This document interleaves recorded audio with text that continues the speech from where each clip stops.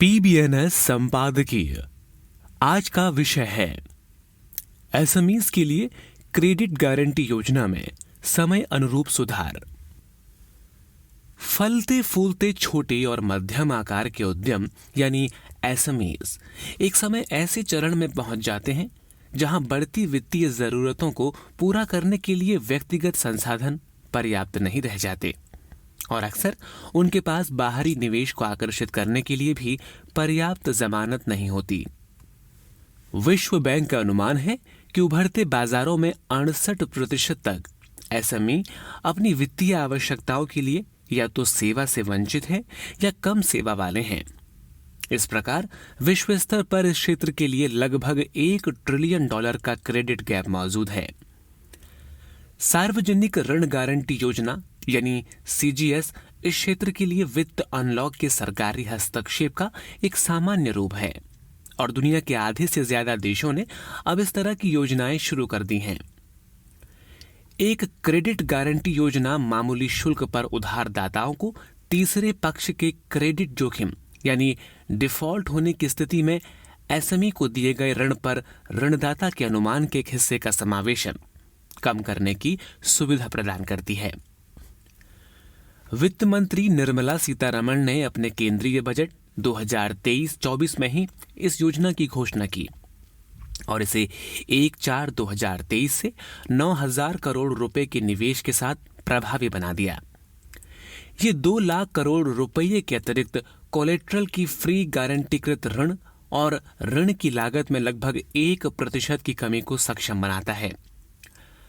अब 2 करोड़ रुपए तक के कारोबार वाले सूक्ष्म उद्यम और 50 लाख रुपये तक के कारोबार वाले कुछ पेशेवर अनुमानित कराधान का लाभ उठा सकते हैं। इसके अलावा जब भुगतान वास्तव में किया गया हो तो समय पर भुगतान प्राप्त करने में एमएसएमईज का समर्थन करने के लिए भारत ने उन्हें भुगतान के लिए दिए गए व्यय के लिए कटौती की भी अनुमति दी है। संशोधित योजना के तहत वार्षिक गारंटी शुल्क को घटाकर 0.37% कर दिया गया है और गारंटी की सीमा को 2 करोड़ रुपये से बढ़ाकर 5 करोड़ रुपये कर दिया गया है। इसके अलावा 10 लाख रुपए तक के बकाया कर्ज की गारंटी के दावों के निपटारे के लिए अब किसी कानूनी कार्यवाही की आवश्यकता नहीं होती। इसके साथ ही कोविड काल के दौरान अनुबंधों को पूरा करने में विफलता के मामलों में बिड के माध्यम से जब्त की गई राशि का 95% उन्हें वापस कर दिया जाएगा। इन सभी उपयोगों के परिणाम स्वरूप 6 करोड़ से अधिक उद्यम वाले एमएसएमई क्षेत्र में तेजी से वृद्धि हो रही है।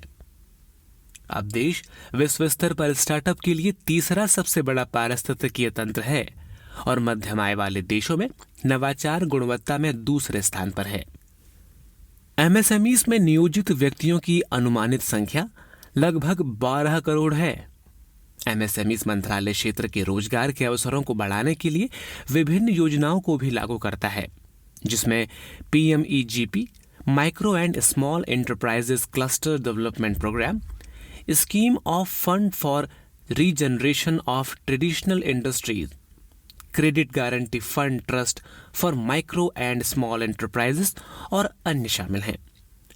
व्यवस्थित तरीके से काम करते हुए विशेष रूप से एसएमई ज्ञान आधारित उद्यमों के व्यापक मूल्यांकन के लिए एक क्रेडिट डेटाबेस होने से भारत ने सीजीएस के लिए सबसे बड़ी बाधाओं में से एक को दूर करने में कामयाबी हासिल की है।